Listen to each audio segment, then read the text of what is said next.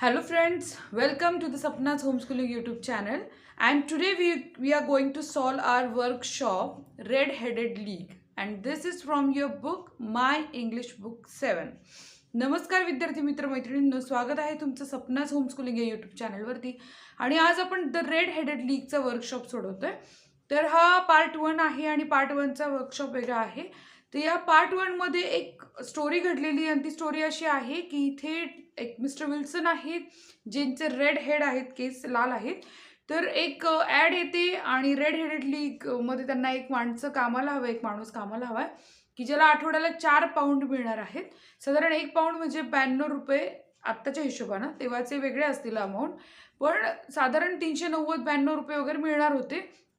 तर ते त्या काळाच्या नुसार सुद्धा खूप मोठी अमाऊंट होती 4 पाऊंड म्हणजे. सो ते खूप खुश होते की आपल्याला पैसे मिळणार आहेत. त्यांना पण कमी कामामध्ये जास्त पैसे मिळतात आणि त्यांना एन्सायक्लोपीडिया कॉपी करायचं काम होतं. तिथे डंकन रॉस होते आणि मग त्यांना एक मिस्टर रॉस म्हणून त्यांनी कामावर ठेवलं होतं त्या रेड हेड लीगमध्ये. ह्या विल्सनचा एक असिस्टंट होता. हे पॉन मेकर म्हणजे लोकांना पैसे व्याजाने द्यायचं काम करायचं विल्सन. आणि एक असं वळण येते या स्टोरीला की अचानक त्यांना जो एन्सायक्लोपीडिया कॉपी करायचा होता, त्यांचं एज कंप्लीट करायचं काम चाललं होतं. तर सडनली एक 2-3 आठवड्यानंतर ते काम बंद होतं आणि रेड हेडेड लीग डिझॉल्व्ह झाली असं म्हणून सांगण्यात येतं. तर विल्सनला कळतच नाही की आपली कोणी चेष्टा मस्करी का टिंगल केली आहे का आपल्यावर कोणी प्रँक केलं. प्रँक म्हणजे तुम्हाला माहिती असेल की चेष्टा मस्करी करणं. तर मग अशा प्रकारे काही केलंय का. तर मग या सगळ्याचा त्यांना खूप शोध घ्यावासा वाटतो आणि त्यांनी शेरलॉक होम्सचं नाव ऐकलेलं असतं. तर शेरलॉक होम्सकडे ते येतात आणि त्याला सगळी स्टोरी सांगतात. तिथं शेरलॉक होम्सचे मित्र डॉक्टर वॉटसन येतात आणि डॉक्टर वॉटसन हे कायमच शेरलॉक होमच्या सगळ्या स्टोऱ्या नरेट करत असतात.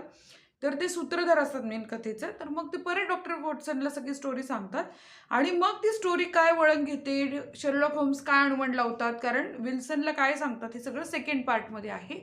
पण या फर्स्ट पार्टचा आपण आता वर्कशॉप बघतोय.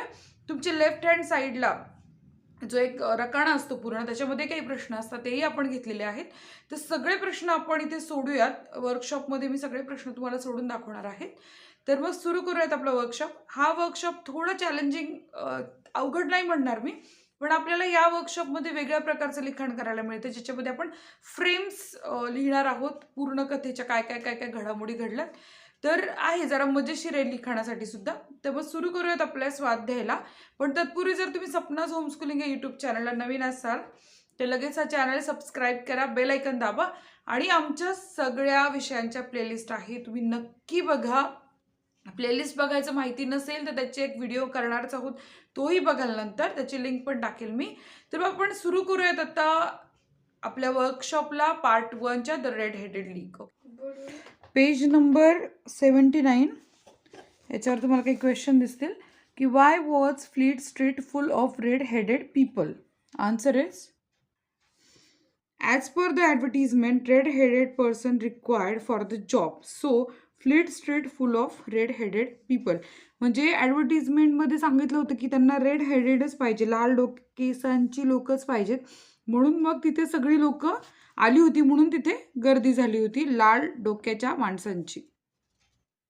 सेकंड क्वेश्चन आहे who was well suited for the job. Mister Wilson was well suited for the job. हे म्हणणं मिस्टर रॉस यांचं होतं, डंकन रॉस ज्यांनी त्यांना कामावर ठेवलं होतं. त्यामुळे इथे आपण उत्तर असं लिहितोय. Why did mister Wilson accept the job. Mister विल्सनने का केलं accept job.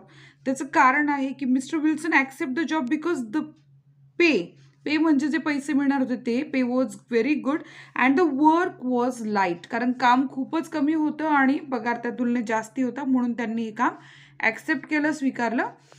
Would you like to do such job and why. हे प्रत्येकाचं वेगळं असू शकतं उत्तर, की जर तुम्हाला कोणी म्हटलं की मी 400 रुपये देतो आठवड्याला आणि फक्त एखादं पुस्तक कॉपी कर, तर मी उत्तर लिहिले नो. तुम्ही येस लिहू शकता, त्याचं कारण पण तुम्ही द्यायचं. No I don't like to do such job because it has no creativity.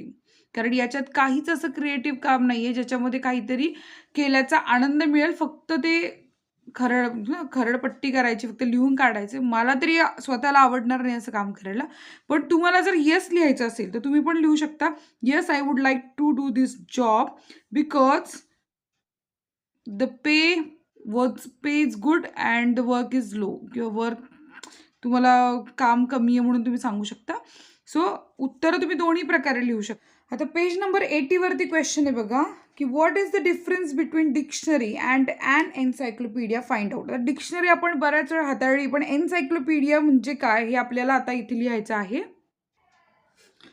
An encyclopedia is a collection of information about various topic. म्हणजे विविध विषयांची माहिती याच्यामध्ये असते, विषयांची माहिती असते.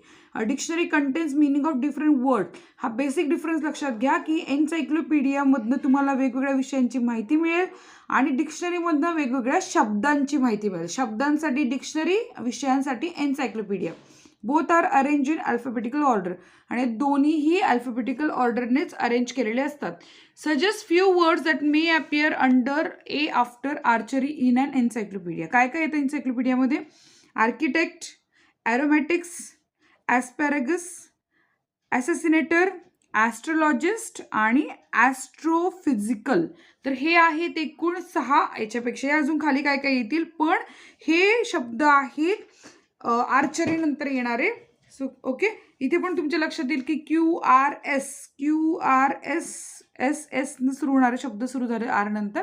तर आपले 2 प्रश्न झालेत. आता आपण सुरू करूयात इंग्लिश वर्कशॉप इथे. आणि इंग्लिश वर्कशॉपमध्ये आपल्याला सगळ्यात पहिला प्रश्न आहे, find and write the description. इथे आपल्याला डिस्क्रिप्शन म्हणजे वर्णन करायचं आहे. Find and write the descriptions of different people given in this story. म्हणजे या कथेमध्ये जितकी पण लोक आली आहेत त्यांच्याबद्दल काय काय वर्णन केलं ते आपण लिहायचं आहे. तर इथे थोडक्यामध्ये लिहिण्याचा प्रयत्न केला, बघून घ्या. Mister James Wilson, he was pawn broker, म्हणजे तो पैसे व्याजाने द्यायचा लोकांना त्यांच्या किमती वस्तू ठेवून. He was an elderly man with fiery red hair. तर इथे एल्डरली म्हणजे old past, his middle age माणूस आहे, आणि रेड हेअर म्हणजे एकदम आगीसारखे लाल केस असा हिशोबानं. तर इथे तुम्हाला ॲड करायचं असेल तर तुम्ही गोष्ट ॲड करू शकता अजून. Vincent Spaulding, he was an assistant of mister Wilson. Mister विल्सनचा असिस्टंट आहे. He was small stout with no hair on his face. चेहऱ्यावर केस नसलेला, स्टाउट म्हणजे जाडसर छोटा असा तो असिस्टंट आहे. And he has a white splash of acid on his forehead. पांढरा चट्टा असतो ना चेहऱ्यावरती, असा स्प्लॅश, पाणी कसं उडतं तसं त्याच्या चेहऱ्यावर आहे, कपाळावर. He was an smart, efficient and work for only half the normal wages. तर निम्म्या पगारात काम करायचा. यामध्ये तुम्ही तो फोटोग्राफीची आवड असलेला वगैरे पण लिहू शकता, तुम्हाला लिहायचं असेल त्याचं डिस्क्रिप्शन. तर की त्याला आवडायचं फोटोग्राफ्स करायला, फोटोग्राफी वॉज हिज हॉबी, पण हे पण लिहू शकता, यामध्ये ॲड करू शकता. मिस्टर डंकन Ross, representative of red headed league. आणि दुसरा की रेड हेडेड मॅन, तो पण रेड हेडेड मॅन होता, रिप्रेझेंटेटिव्ह होता. नंतर मिस्टर एझेक हॉफकिन्स, हा होता अँड अमेरिकन मिलेनियर, तो अमेरिकन मिलेनियर होता आणि founder of famous red headed league. फक्त याचा नावाचा उल्लेख आहे, व्यक्ती नाही आहे, पण नावाचा उल्लेख आल्यामुळे आपण त्याच्याविषयी जरा डिटेल लिहिलं आहे. शेरलॉक होम्स कोण आहे? कॉन्व्हर्स विथ मिस्टर विल्सन, बोलणारा, detective by profession. Mister Wilson wants help from mister Sherlock Holmes to find out the whole mystery. तर हे सगळं गूढ काय आहे उघडण्यात, जाणून घेण्यासाठी ते शेरलॉक होम्सकडे येतात. डॉक्टर वॉटसन कोण आहेत बघू? Narrator of this story, NARRATUR. या तर नॅरेटर म्हणजे सूत्रधार, कथेचा सूत्रधार डॉक्टर वॉटसन आहे. And he was friend of mister Sherlock Holmes. तर इतकी आपल्याला माहिती इथे मिळालेली आहे. याच्यापेक्षा पण काही सुटलं असेल आणि तुम्हाला लिहायचं असेल तर तुम्ही लिहू शकता. तो हा जो सेकंड क्वेश्चन आहे ना, तो present mister Wilson story as it would be shown in a comic strip. बघायला गेलं तर एक मजेशीर गंमतदार ही स्टोरी दिसते की एक रेड हेडेड म्हणजे लाल केसाचा माणूस, मग तो लाल केसाचा माणूस थोडासा स्वार्थी दिसतोय आपल्याला इथे, कारण तो अर्ध्या पगारावर एका असिस्टंटला कामाला ठेवतोय. तो ॲड वाचतो की लाल डोक्याच्या केसांची एक संस्था आहे आणि तिथं त्याला काम मिळतंय, कमी पैशात तो कामाला जातोय, त्याला एन्सायक्लोपीडिया लिहायला लागतोय आणि काही दिवसांनी ते बंद पडतंय. आणि मग हे सगळं त्याच्याबरोबर कोण खेळ करतंय, त्याला सगळं विचित्रच वाटतं. ते तसं बघायला गेलं तर कॉमिक अँगलने विचार केला तर ती कॉमिक स्टोरी होऊ शकते. तर तुम्ही त्याचं पूर्ण description of the picture in your mother tongue, तुम्ही तुमच्या मातृभाषेतील लिहा. आता ही अख्खी स्टोरी मी मराठीमध्ये एक्सप्लेन केली, त्यामुळे आता परत डबल करण्यात वेळ नाही घालवणार तुमचा आणि माझं पण. आता हा जो प्रश्न आहे की आपल्याला फ्रेम राईट करायचं, तर फ्रेम राईट करायचं म्हणजे काय, तर फ्रेम राईट करताना त्यांनी एक्झाम्पल दिलंय की स्पाउल्डिंगचं. तर तो म्हणतोय की मला हा जॉब मिळेल का, पण ॲक्च्युली ह्या स्टोरीमध्ये कुठेच त्यांनी असं कुठल्याही प्रकारचं संभाषण केलं नाही, डायलॉग केलं नाही. आपल्याला डायलॉग राईट करायचं. डायलॉग राईट म्हटलं की आपल्याला नाटक समोर दिसतं, 1 बाय 1 डायलॉग असतात. इथे आपल्याला त्या प्रकाराने लिहिता फ्रेम तयार करायचे. का फ्रेम 1 मध्ये तो म्हणतो की मला काम देता का अर्ध्या पगारावरती, आणि मग त्या प्रकारे तो म्हणतो की मला फोटोग्राफी करायची आहे, तर मला फोटो तयार करायचे. आणि हे सगळं कम्युनिकेशन जे आपण ऐकलेलं नाहीये, आपण वाचलेलं नाहीये, पण असं घडलं असेल अशा प्रकारे आपण ठरवून त्या फ्रेम त्यांनी दिल्यात. तशाच प्रकारे पूर्ण स्टोरीमध्ये काय काय संभाषण कुणी कोणाशी केलं असेल याचं एक एक एक एक एक एक संभाषणाच्या फ्रेम तयार करायच्या. त्याचं उत्तर नाही त्या फ्रेममध्ये लिहायचं. सो प्रत्येक संभाषणाची एक फ्रेम करायची. तर ती कशी फ्रेम करायची ते मी तुम्हाला इथे या प्रश्नाचं उत्तर लिहिताना दाखवते. ओके, बारीक बारीक अक्षर आहे, समजून घ्या प्लीज. माझ्या बोलण्याकडे लक्ष द्या, म्हणजे स्पेलिंगमधल्या गोष्टी पण तुम्हाला कळतील. इथे Spaulding to Wilson, frame 1, Wilson shop. हे विल्सनच्या शॉपमध्ये घडलेलं आहे, त्यामुळे विल्सन शॉप.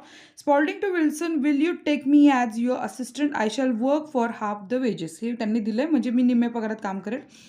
नंतर मिस्टर विल्सनच्या शॉपमध्ये घडलेलं. परत Spaulding, sir there is no work here, I shall go down to the cellar to develop my photos. तळघरात जाऊन माझे फोटो डेव्हलप करतो, इतकं काही काम नाही आता इथे. मिस्टर विल्सनच्या शॉपमध्ये घडलेली गोष्ट आहे की Spaulding to Wilson, sir look at this ad, it is for red headed people. आता हे सगळं घडलं त्यांनी पुस्तकात सांगितलं. आता पुढे आपण काय काय स्टोरी कशा प्रकारे करायची बघा. फ्रेम 4 काय की मिस्टर विल्सनच्या शॉपमध्ये स्पाउल्डिंग टू विल्सन, स्पाउल्डिंग विल्सनला म्हणतोय Hopkins the American Millionaire founded the famous red headed league. तो मिस्टर हॉपकिन्सशी सांगतो की रेड हेडेड लीग काय साधी सुधी संघटना नाही आहे, का मिलेनियरने स्थापन केली आहे. मिस्टर विल्सन शॉपमध्ये Spaulding to Wilson, it is helpful for all red headed people. अरे सगळ्या लाल केसाच्या लोकांना मदत होणार आहे यातनं. तो कन्व्हिन्स करतोय मिस्टर विल्सनला की जा जॉबसाठी. नंतर mister Wilson shop, Spaulding to Wilson, Spaulding अर्ज mister Wilson to apply for job. तो सारखाच मागं लागला की जा ना तुम्ही अप्लाय करा. आता मिस्टर विल्सन शॉपमध्येच घडतंय. स्पाउल्डिंग म्हणतोय sir it will help you, it will for additional income, म्हणजे तुम्हाला मदत होईल ॲडिशनल इन्कमसाठी. नंतर मिस्टर विल्सन शॉपमध्ये Spaulding, sir may I join you to the interview, तर मी येऊ का त्या इंटरव्ह्यूसाठी सोबत. Mister Wilson shop, Spaulding and mister Wilson move to fleet street. आता इथे हे सगळं घडलेलं आपण इथे लिहिलेलं आहे, जसं स्टोरी सांगितली, फक्त आपण त्या फ्रेममध्ये ते लिहिलं आणि डायलॉग स्टाईल लिहिलेलं आहे. आता ही फ्रेम 9 काय होती बघा, फ्लीट स्ट्रीटवरती घडलेलं.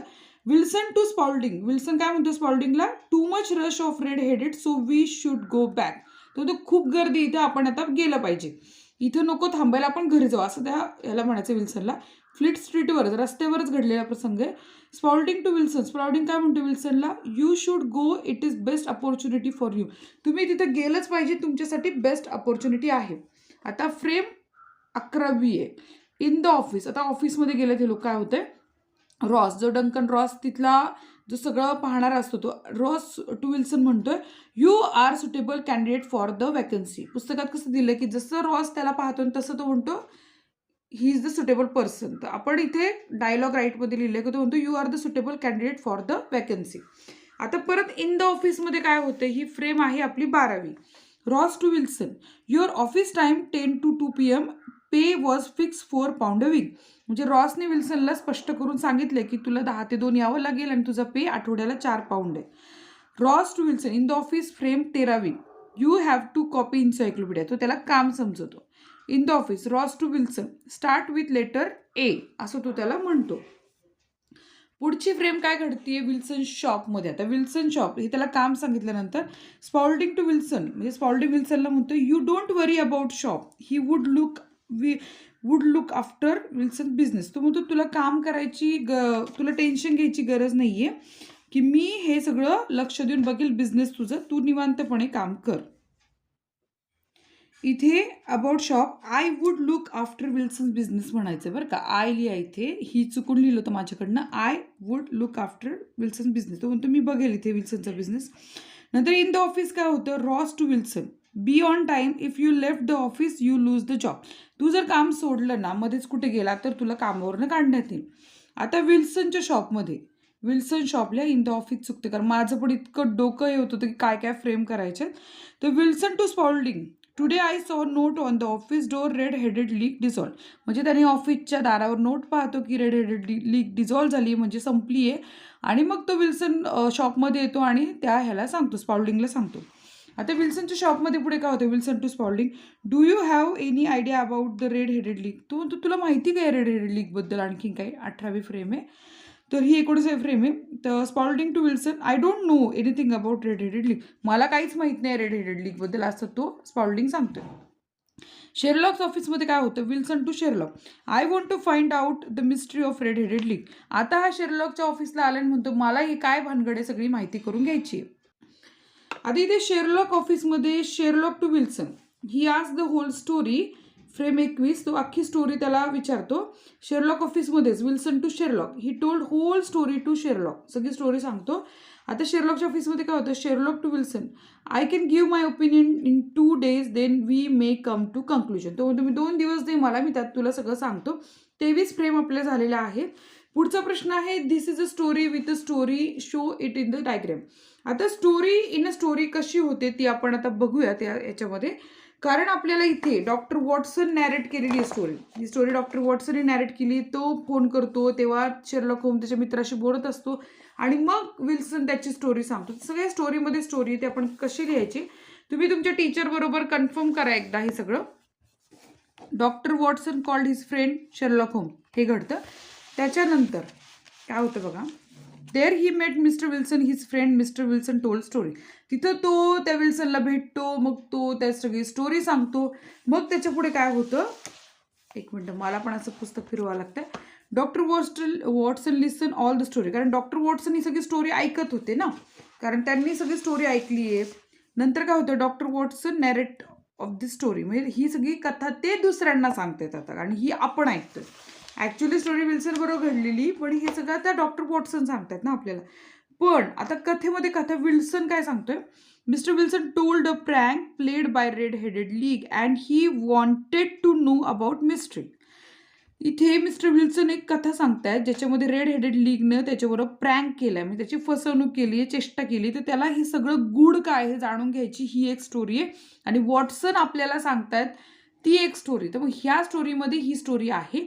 तरी पण हे आन्सर तुमच्या टीचरसोबत कन्फर्म करून घ्या, तुम्हाला काही शंका असेल तर.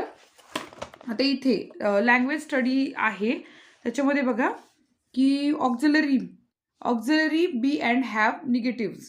तर इथे आपल्याला the auxiliary verb be and have from negative without the help of do न वापरता आपल्याला निगेटिव्ह म्हणजे नकारार्थी वाक्य तयार करायचं. आय एम नॉट गोईंग, इथे कुठेही आपल्याला हॅव नाही आहे, तरी पण काय म्हणतोय, आय एम नॉट गोईंग, मी जाणार नाही. शी वॉज नॉट स्लीपिंग, बी म्हणजे काय, आय एम, इज, आर हे सगळे बी साठी वापरतात. मॉडेल ऑक्झिलरी वर्ब म्हणतात यांना. शी वॉजंट स्लीपिंग, वॉज, वेअर हे सगळे काय आहेत, मॉडेल ऑक्झिलरी वर्ब आहेत. जर तुम्हाला मॉडेल ऑक्झिलरी वर्बच माहीत नसेल तरी तुम्ही कमेंट करून सांगा, मी तुम्हाला या व्हिडिओच्या नंतर मॉडेल ऑक्झिलरी काय असतात ते सांगेल. Have, I have not seen it, have seen it म्हणजे हॅव नॉट आणि हॅवंट हे दोन्ही सारखंच आहे. ही हॅज नॉट फिनिश आणि ही हॅजंट फिनिश हे दोन्ही सारखं आहे, म्हणजे आपण इथे कुठेही आपण याचा वापर केला नाही आहे डूचा, आणि तरीही आपण नकारार्थी वाक्य तयार केलेली आहेत. Main verb be and have. आता मेन वर्ब बी आणि हॅव कसं आहे बघा, when be and have are use main verb do is not needed in the form of question and negatives with the main verb have and auxiliary do can use. जसं की are you hungry, why is he so sad, have you a pen, have you got a pen, do you have a pen, I am not hungry, I haven't any money, I don't have money. So have you tail, have you wings, have you no brains, do you have sister, do you have brother, have you gone mad. So अशा प्रकारे अनेक वाक्य आपण इथे डूचा वापर न करताही करतो. मॉडेल हे ऑक्झिलरी वर्ब आहेत सगळे. तर इथे आपला हा वर्कशॉप संपलेला आहे. जर तुम्हाला काही कळालं नसेल तरी सांगा, आणि कळालं असेल तर लाईक करा, कमेंट करून मला नक्की सांगा. भेटूयात नेक्स्ट व्हिडिओमध्ये, तोपर्यंत बाय बाय.